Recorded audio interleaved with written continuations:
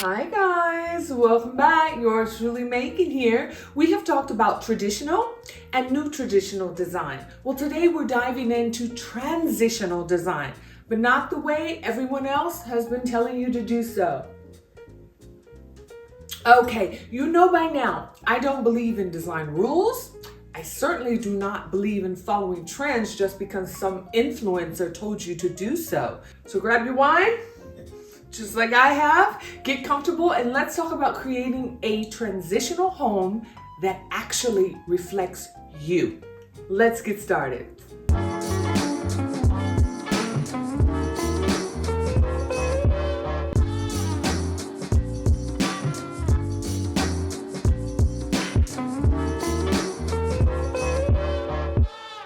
Okay, welcome back here to the roots of my channel, the original setup, and I have been neglecting showing you my outfit. Remember, this channel is all things design, from fashion to interior and soon jewelry design. Yeah, we'll be getting into some jewelry design. I have on a vintage, well, almost vintage. Let's say vintage is vintage after 20 years. This Chanel tunic from spring/summer 2008 style with new high-thigh cowboy boots from Paris, Texas. New modern with vintage/old, exactly the theme for this video. Okay, raise your hand if you are confused about transitional design. Everyone's calling it new.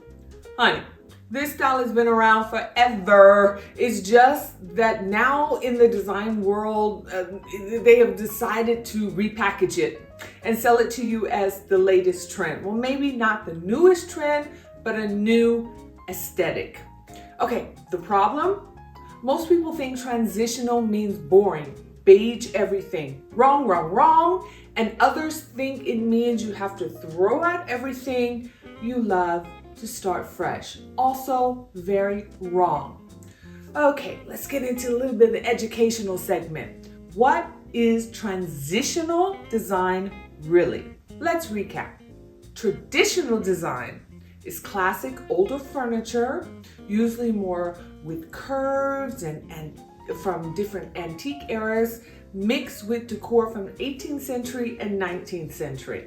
New traditional is the same concept, but allowing for the more modern interior architecture of our modern homes, mainly open room concepts, meaning rooms with multiple purposes, compared to the divided sole purpose rooms of traditional homes.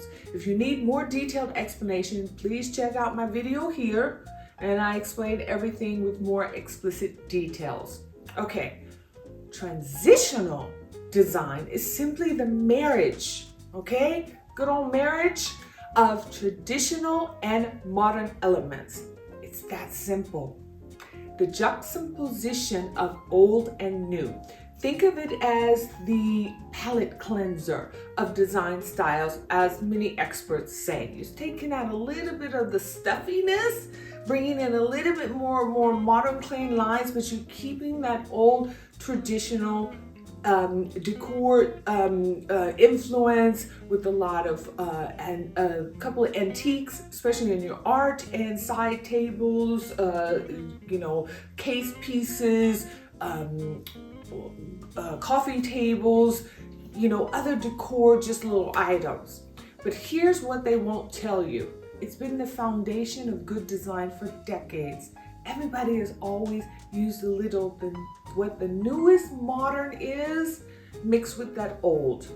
It's always been transitional. Look at this beautiful space. You see the clean lines of that modern sectional paired with the ornate traditional chandelier. That's transitional. The neutral palette with pops of texture, pops of color, that's transitional. The mix of curved and straight furniture, you guessed it, transitional. Okay, let's talk about the elements that really matter. Let me break it down for you. And remember, these are just tips, not rules. Number one, your color palette. Okay, you do want to start with neutrals. White, creams, grays, tans, but here's my twist. Go look in your closet. I've told you this before. What colors do you actually wear and feel comfortable in?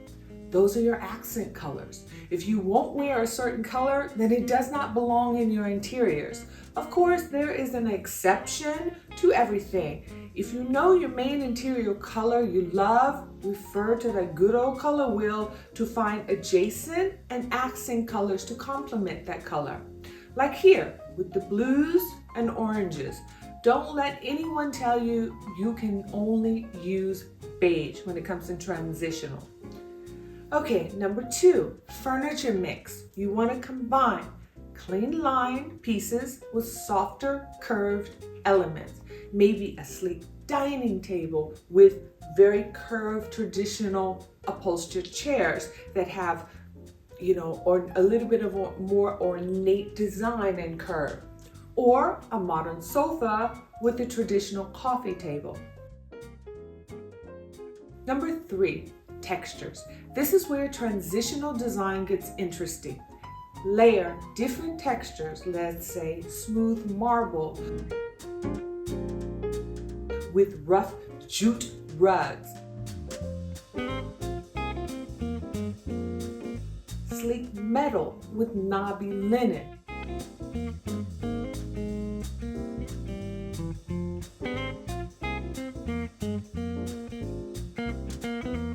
it's all about that tactile experience.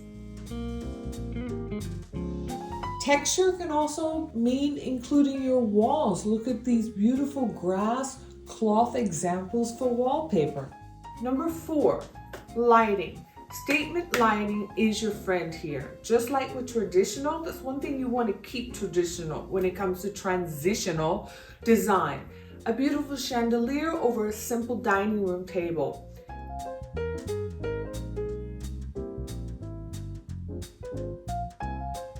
Or modern pendant lights then paired in a kitchen with traditional cabinetry. It's always that opposite, that juxtaposition. Yeah, that is the key word when it comes to transitional interior design. Juxtaposition. One opposite against the other. Number 5, your art. You will always want to mix traditional older artwork juxtaposed, told you that word, juxtaposition, juxtaposed with modern abstract art and photography. Okay, let's get in a little bit of personal experience here. Let me tell you about my own space, because I practice what I preach, mostly. Okay, my fireplace, for example, is the perfect example of transitional design. Though I didn't set out to create this quote trend, I have this very traditional ornate fireplace surround. It's from the late 19th century, so that means late 1800s. Yes, late 19th century, following in traditional. Remember, 18th, 19th. Okay, it's old and it's got a lot of character. It's got history, but I paired it with modern, clean line, modern furniture and art. For example, my spin chair that I'm sitting in, my Miles Davis portrait on the other side. The symmetry isn't matchy-matchy. Remember, I broke that rule in another video. I hate matchy-matchy, but it's balanced. Same colors, different shapes and heights. The modern juxtaposed with the very old. This is what transitional design should be. Not following a formula, but creating harmony between different eras and styles. Okay, let's get into some practical tips. A little sip of wine. How do you create transitional design in your home? Okay, start small. Start very small. Don't throw everything out. Look at what you already have. Got a modern sofa? Add traditional throw pillows or a vintage lamp. Have traditional furniture? Yeah, incorporate more modern art or sleek accessories when it comes to your vases, your coffee table, your side tables, any accent chairs. Okay, and always consider the 3 object rule. Pick 3 pieces you love in your room. Find the common thread. Maybe it's color, maybe it's material, maybe it's shape.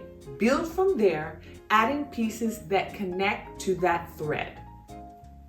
Okay, let's take a room by room approach. Your living room. Mix your seating. Maybe a modern sectional with a traditional armchair. Add texture through the rugs, throws, and pillows. Your kitchen.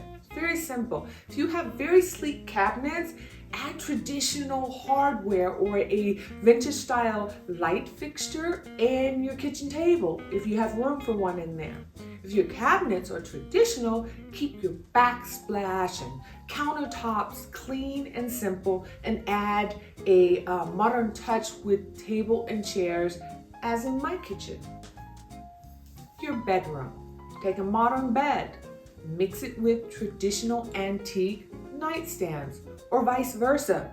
Here's an example of beautiful antique brass bed with modern, maybe mid-century nightstands. The key is balance, not matching of eras.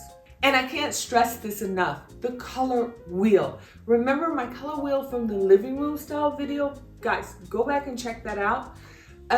Use it here too. Pick your base neutral, then choose one or two accent colors that work together. Transitional doesn't mean colorless. Okay, let me address some objections and common mistakes when it comes to transitional design. A lot of people say, but isn't this just playing it safe? Listen, there's nothing safe about creating a home that truly reflects your personality. The safe route is following whatever Pinterest or Instagram tells you is trendy this year. And other people say, I'm worried it will look confused or mismatched. The secret is the common thread I mentioned, whether it's color, texture, or scale. There needs to be something that ties your pieces together.